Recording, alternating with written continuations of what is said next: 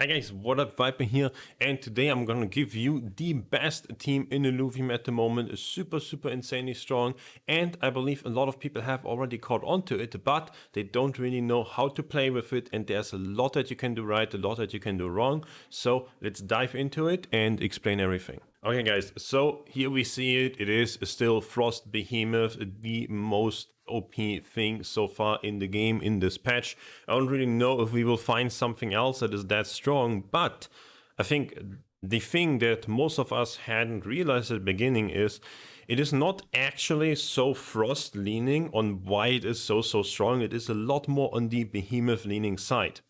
And essentially, we have figured out that in the mirror especially, which is kind of all you play at the moment, like everybody is playing some sort of like Jotun turn 1, it's just that powerful, is leaning a lot towards utilizing 5 Bulwark and utilizing Mystic for the early to mid game, and it is just that much more powerful than any like Fighter or Empath or even a triple Frost version with Slashin' or early game Seer or anything like that. Don't do any of those things, just play your Jotun, play your 5 Bulwarks, play your Adorus and your Apon for the Mystic in, and you have like the strongest turn 1 to turn 5 there is in the entire game at the moment pretty much. You want to go Jotun on turn 1, bond with your sword, you want to place your ranger as far as possible in the back. That is essentially the easy thing, because you want the ranger to arrive later to the front line so that the enemy Jotun, enemy ranger aren't attacking your ranger. That's usually how it goes, but like with the blind and the stunts and the animations and so on, there's a lot of RNG in that turn 1, but that is what you can do. Place your ranger as far in the back line as possible. Now on round 2, you usually want to go for a Grocco, Earth and Nature Grocco and Skaraborg, and then on turn 3 you want to follow that up with Apon, Hedy and Kling, and then you have your team kind of assembled. Turn 4 you want to go Adorus, and you have 40 spare points, which is really nice, because that means either you have like the winning positioning from round 1 to round 3, and you can just place a powerful augment or a ranger suit, or you can just spend some points to adjust your positioning. And I'm gonna show you guys in some gameplay recordings of mine what I exactly mean with that and how to position all those turns. So we'll get into that in a second. Then yeah, turn 5 you just upgrade your ranger weapon, upgrade your ranger sword, usually Behemoth ranger, crazy strong carry. And then going into turn 6, things become a bit more interesting, while we have like all the other Illuviums and such in here. So now fundamentally, you can just stay on 5 Bulwark, you can adjust positioning, you can utilize Augments, utilize legendary Augments, or you can, for example, swap out your Apon for Gazer. In that case, you can even swap your ranger weapon from the air sword that gives you Frost to the water sword that then gives you Tsunami Ranger, enabling your Gazer to be a lot stronger in fights that tend to go to overtime. So if your opponent is just sitting on a 5 Bulwark board, then well, you both don't really have that much damage going on. And if your Behemoths, Ranger and Jotun, they do fight each other, they kind of kill each other, or at least kill one of them, then Adorus and Gazer can sustain your entire team versus the other damage source, and you just win in overtime essentially, because a Gazer's AoE healing is just that crazy strong in combination with 5 Bulwarks. Then the other option, especially if you are going for the Gazer already, you can also sell off your Skaraborg, sell off your Grocco, you can put in Seer and Slashin'. I would advise to not do this on turn 5, just do it on turn 6, upgrading a Ranger on turn 5 is usually the way to go. And well, the last thing, Malura is pretty much only in here for if you go for Vanguard versus a Psion and Flish and Invoker based teams. Otherwise, don't play Malura. It is a really big bait to go for Vanguard outside of facing Psion enemies. Then a little less explaining to why are there 2 Adorus in this team. Basically, if your opponent plays a Frost Ranger with a air weapon, then you want to play a Nature Adorus to debuff the Ranger not getting hyper, essentially. Because if it is an Air Ranger, well, maybe your opponent just focuses down your Nature Illuviums and you have a, for example, Water Jotun and Earth, then the enemy Ranger might get hyper out of that. So we want to block that with the Adorus. And the same reason why there's Air Adorus in here, if the enemy Ranger is a Water Ranger, then they again can finish off the Nature Illuviums and they get a really easy hyper, even because Water gets +2 versus Earth. You have 3 Earth Illuviums, they finish off a Nature guys, then they're gonna get a really easy hyper. Or maybe the pathing playing out on the board, your Nature Illuviums, your Ranger, your Jotun, whatever, aren't close enough to debuff the enemy's Ranger hyper. And then, yeah, they just get hyper on the fighter ranger with a sword. Super, super crazy damage. You know, usually how you just lose the mirror. That's why there's double Adorus, just depending on if your opponent is going for a Frost Jotun with a air or with a water sword. Air Adorus versus Water Ranger, Nature Adorus versus Air Ranger. Super, super important because the attack speed buff that you get of hyper on fighter is just too crazy with a Behemoth. Yeah, then outside of that, like a quick look at Augments. Biogenic Suppressor, one of the strongest Augments in the game, because with Nature Adorus Gazer, this is like going to overtime very, very often. So the anti-heal option on Biogenic Suppressor, super, super high priority. It is one of the best Augments to play on turn 5 and turn 6.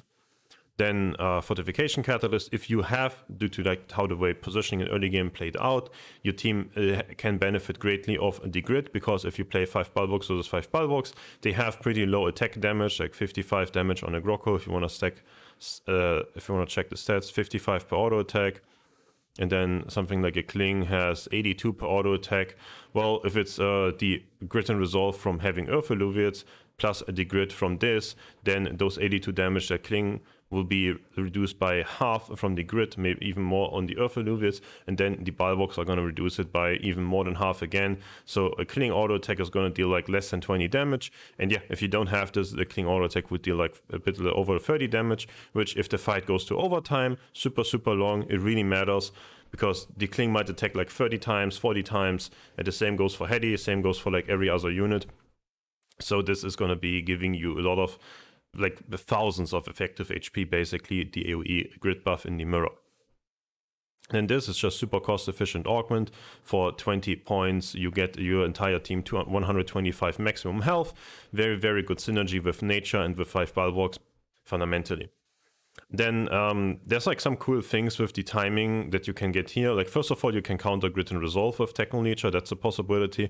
Or you can counter the enemy energy gain, which in the mirror, if you put Techno Nature on your Apon, the way that like all these Scarab and Kling and so on stun iterations work oftentimes is that you have a way higher chance of interrupting the enemy Adorus in a casting animation if you put a Techno Leecher on an Apon, and that Apon is going to drain some energy from the entire enemy team, specifically Adorus, most relevant option there.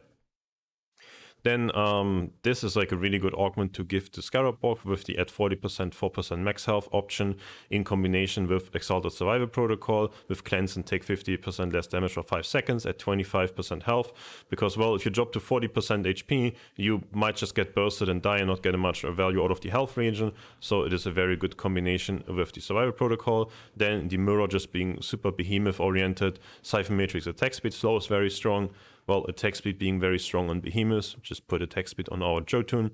And then the other cool and interesting thing here is the Photon Ripper, for example. I genuinely tend to choose the crit chance option for my Jotun here, meaning that my Jotun is going to go from 25 to 57% crit chance, meaning that a lot more of those Behemoth auto attacks that are super, super empowered are going to crit. Usually the way it is 25% at the beginning of a fight, it kind of rolls the RNG, is the first, second, third or fourth attack on a crit, and then every 4 attacks from there on a crits. So 1 in 4 fights, you're going to have the super lucky one where the 4th, the 8th, the 12th and so on attack a crit.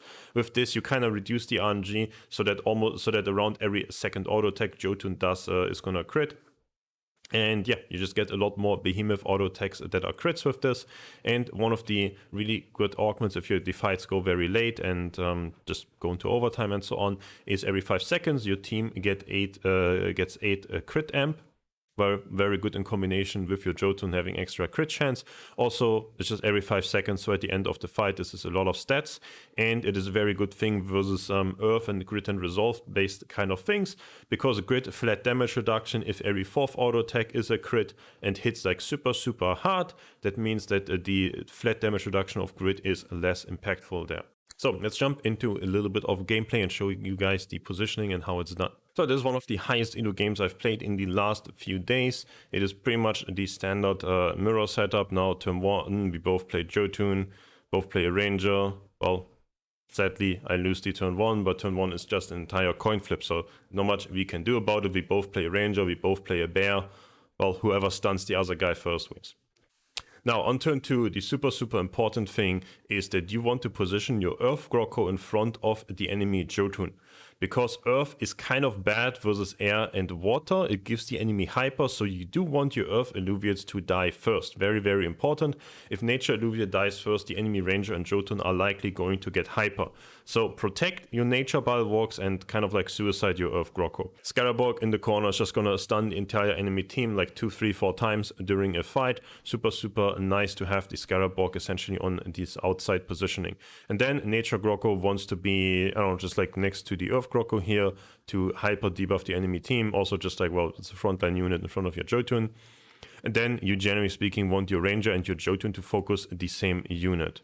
Okay, so loading into the round here, you can see, well, we pretty much do the same thing, right? Earth Grocko, my Jotun, Earth Grocko position so that my Jotun attacks it. Enemy ranger and Jotun attacking the Earth Grocko here, protecting the nature Grocko, Scarabog on the far outline. Now, an interesting thing here on this turn is a Jotun ranger attack the same unit. Usually that is what you want to have to happen, because you can see here my Grocko doesn't even get to cast an ability. It's just too much a single target damage going on. Now, on the other hand, my ranger is finishing off the Scarabog, and my ranger is almost hyper already because it was fighting an Earth Illuvial at the first 20 seconds of the fight. Now, they finished off this guy, walk over, attack the Jotun here. Now, this is looking pretty grim though. So what do we learn here? Well, the problem here was that my ranger is on the side of the Scarabog, and the enemy ranger is attacking the Earth Grocko, meaning my ranger should not be here. My ranger should be around here next to the Jotun, or even around here next to the Jotun here.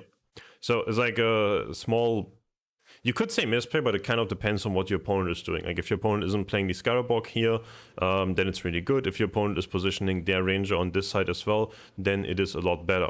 So elaborating a bit further on this. Me having put my Scarabog not entirely far on the left here, but having put my Scarabog here was trying to counter, because I knew my opponent and they played this side the last match we played. My opponent goes ranger here, the ranger walks up here, my Scarabog not entirely at the front, enemy ranger attacks my Scarabog, my ranger would run here, attack the enemy ranger, you easily win that. Now that is kind of like trying to exploit somebody's habits or something like that, and yeah, then you kind of like 50-50 if they go for the left or the right side. So just the standard thing is have your ranger and your Jotun just attack the same unit, the same Grocko, so have your ranger like very close to your Jotun, either to the left or the right of the Jotun, and as long as they focus the same unit, that's like the safe bet. Here I was trying to do like a fancy play, and the fancy play didn't work out. Now the interesting thing here in this round is, it's like again, okay, so you want your Earth Grocko to die first, so you don't want to put Heady left to the Grocko. You want to put Heady a little bit further in the back, and then if the enemy team runs up, they can kill the Grocko, and after that your Heady can cast abilities and can tank and keep the enemy team away. That's really good.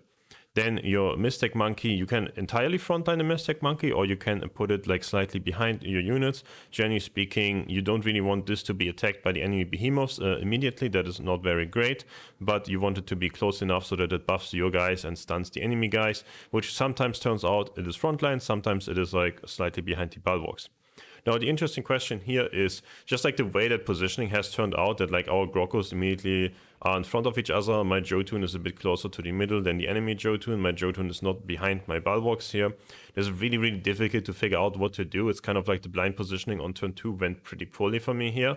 So yeah, putting the Cling here is good if there are gonna be bulwarks appearing on this side, and it prevents, for example, Ranger swap to this side and things like that. So the Cling is good for that, but it feels very difficult to put, for example, my Cling. It feels very difficult to put like my Heady here, my Cling here, because then the Jotun pathing becomes a bit difficult to predict.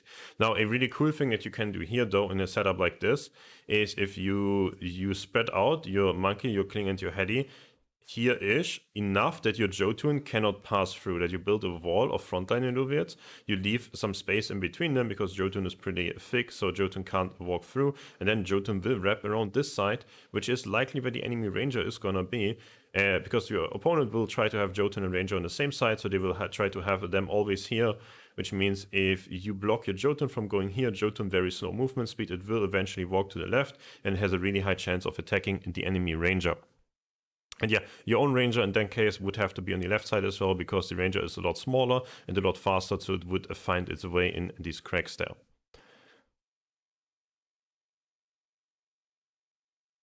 Now we can see how this turns out. It's like, again, the blind positioning is a bit awkward if having, like, should the Kling be here? Should it be somewhere else? You don't really know. Now we see full Bulwarks appearing on the left side, which means the Kling here is really, really bad. Also, we kind of see that the Jotun was blocking the Ranger pathing here, meaning the enemy Ranger just runs to my Ranger. So that's like the worst case outcome. Enemy Rangers attacking your Ranger, you're pretty much just going to lose the round. That is the most important thing that you want to try to accomplish. Now, yeah, it's like I said, there's some blind positioning thing and so on.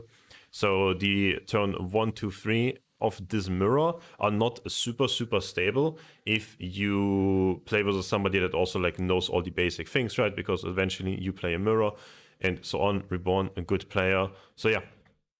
Now the way this turned out though, my Jotun and Ranger could kill the enemy Ranger.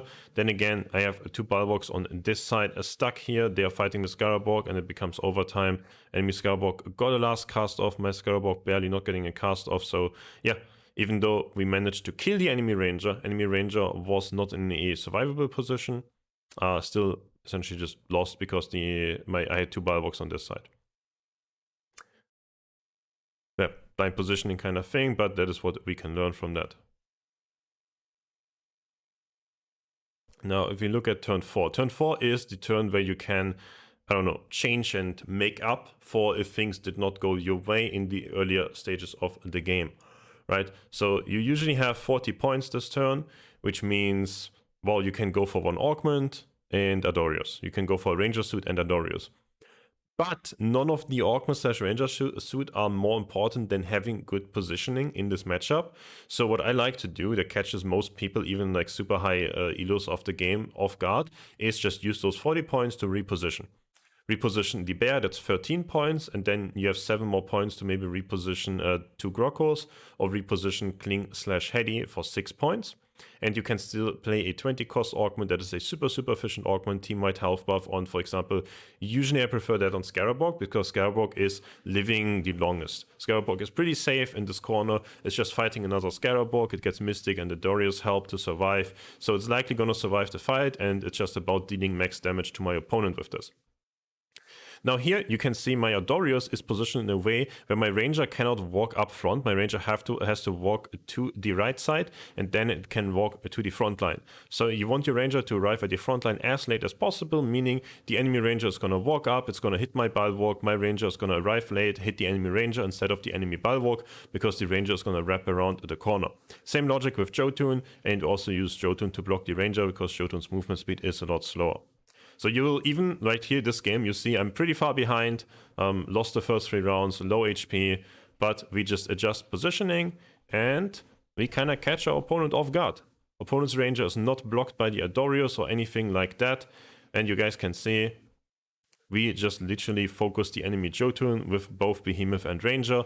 Now, well, from looking at the previous turn 3, we knew that the Jotun, if my opponent changes nothing on the positioning, is blocking the enemy Ranger. So we would be double stacking Ranger and Jotun versus only Jotun, stun locking the Jotun and just taking it out super quickly. Now looking at the enemy team, if you happen to get this done on turn 4, Jotun is pretty much the only damage dealer on the team, right? It's 5 Bulwarks, 2 Mystic units, and 1 Behemoth unit. So yeah, take out the main damage dealer of the enemy team very easily with this. If you can take out the Ranger, that's the second best damage dealer, still usually good enough.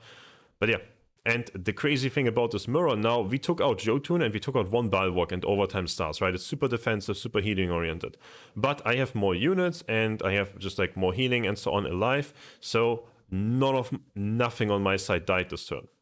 I did 510 damage in 1 turn by just doing this positioning thing where we focus down the enemy's main carry pretty much.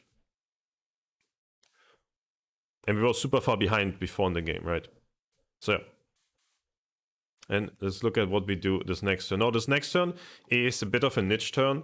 Usually you would just full upgrade your Ranger and then you play like 1 or 2 Augments, or you maybe adjust positioning again. If you play 1 or 2 Augments, as you can see, the best highest priority Augment is Biogenic Suppressor for anti-healing, because over time nature alleviates Adorus, a lot of healing, Jotun's ability is a lot of healing. You want to mitigate that healing as much as possible. And then the other good augments would be AoE grid buff or buffing your Jotun with like attack speed or crit chance. Now it is a niche game where I put in the Penguin on turn 5 because I got a Bulwark emblem, and this is also something where you can catch your opponents really off guard with. Because you're not playing the Penguin, people are not really bringing the Penguin ever or only very, very late. Turn 5, very early for that, and with Bulwark Emblem, you can just sell your Earth Grocko, which is kind of awkward for the hyper that it can give the enemy team anyways. You can put in the Penguin, get another Frost, and still have 5 Bulwark. You lose the free Earth, not that important anyways. And yeah. Then you have essentially, as we can see here, opponent slide adjustments on all of this. But we have Penguin that is just tanking the 2 main damage dealers that my opponent has here. And Penguin has the support of Adorus together with the Bulwark buff. Super, super difficult to take down the Penguin. You can see both main damage dealers on the enemy team took about 17 seconds to kill and then like another 3 seconds to walk to the front line again. So 24 seconds, they did like the first auto attack to my front line. Meanwhile, you have a water Jotun, and if the enemy air ranger is busy with attacking a Penguin in the backline, your water Jotun gets a really easy hyper because of all the Earth Illuviates, Grocko and Monkey that were here. So that is like another good thing about the Rogue and Penguin thing, where it just helps you getting the hyper. Also, we managed to kill Nature Illuviates first before killing Earth Illuviates. So yeah, that is the other big thing. You just want to kill the enemy Nature Illuviates, keep the Earth Illuviates alive, and that just helps you out a tremendous amount on the hyper, because if Ranger or Jotun get hyper, you usually win. Now turn 6 is a bit awkward oftentimes, because you're kind of like coin flipping which side to go. Because both players essentially have played their Bulwarks, they have upgraded their Ranger, we have played the most important Augments, I would say, or we have enough points to play the rest of them and do our board. So yeah, this turn here, for example, I just said, okay, well, the thing with positioning swaps and so on late game is you can kind of think of it that way. If you swap and your opponent doesn't swap, it's good for you, right? You win, great. If you and your opponent swap, well then it's like at worst a 50-50, right? Now, if you're a good player, you can kind of think, okay, I swap here, then I beat them if they swap there, and I lose to this only. So it's like more likely you win. But generally speaking, especially in these like melee matchups where you try to focus down the enemy carries and such, just like moving on like turn 5-6 is very, very powerful. Wasn't the same in the last meta. So yeah, here we just swap out our Monkey for our Gazer, and because I had spent monies on my Penguin, now I have a fully upgraded Ranger, and we just go like, okay, we have our front line here, we have a Scarabog here, we have a Penguin jumping here, because I just changed Penguin positioning, changed the Rogue positioning. And then we have Gazer and Adorus to protect if the opponent brings in a Penguin, and we have 2 melee damage dealers applying Frost debuff and being protected by tanks on both sides.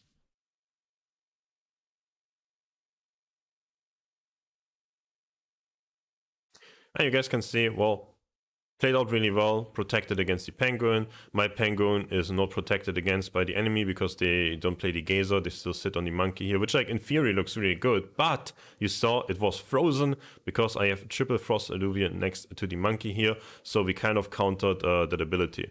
And then we have both Behemoths just focus down the enemy damage dealers easily. Kill the Seer very quickly, now kill the Ranger very quickly. We have Penguin debuffing, we have Penguin now tanking as well. So even though turn 1 to 3 were very, very poorly, positioning adjustments on turn 4, 5, 6 essentially carried the game. Also niche play of Penguin with the Bulwark emblem. Okay, now let's have a look at another game where we just don't make those early game mistakes and just show how that works, right? So you guys can see it's still the same thing. Jotun here, I lost turn 1. I'm never lucky, right? Baby rage and so on. And as you guys can see, there's enemy Grocko, Scarabog, the same like lineup positioning here. My opponent trying to do what I did the other game here, like the small mistake. And yeah, Grocko in front of Jotun, Grocko in front of Jotun. Standard stuff. Now my Ranger is not far on the back, my Ranger is a bit more here, so that Ranger will walk to the same thing as Jotun. And let's like fast forward this, these fights are pretty boring. Easy win, right? Basically, now the enemy ranger was busy super long here, and we had finished off the entire enemy team by the time that the ranger and the scarab orc arrived. Now, this is similar to what I was mentioning earlier, where you can essentially change your Jotun pathing, because usually it would walk right to this Earth Grocco, but now there's a Nature Grocco here, I don't have any front line here, and I'm blocking my Jotun from going into the right side. This is the shorter path to a frontline unit.